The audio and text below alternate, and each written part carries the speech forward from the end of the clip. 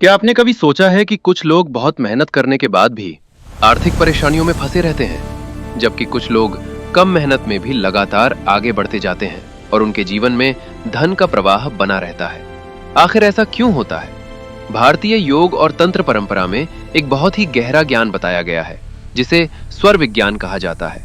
स्वर विज्ञान का मतलब है हमारी सांसों की ऊर्जा और उसका जीवन पर प्रभाव। ऋषि मुनियों का मानना था कि जब सांस, संकल्प और ऊर्जा को सही तरीके से जोड़ा जाता है तो व्यक्ति अपने जीवन में सकारात्मक परिवर्तन ला सकता है।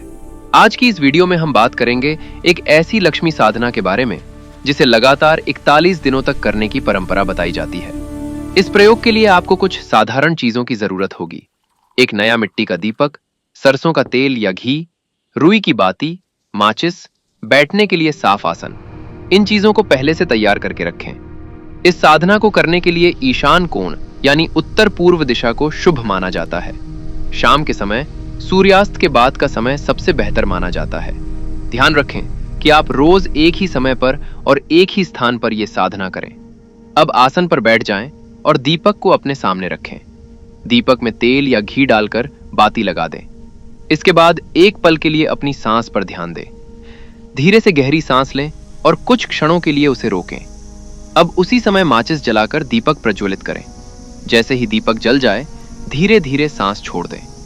इस समय मन में एक सकारात्मक संकल्प रखें कि आपके जीवन में समृद्धि और सुख का प्रवाह बढ़ रहा है।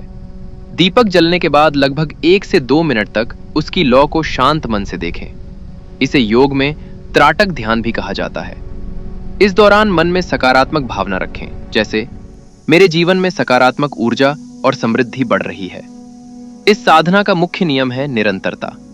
इसे लगातार 41 दिनों तक करें। रोज एक ही समय और स्थान रखें। बीच में एक दिन भी न छोड़ें। योग और ध्यान की परंपरा में माना जाता है कि लगातार अभ्यास से मन की शक्ति और संकल्प मजबूत होता है। साधना स्थान साफ रखें।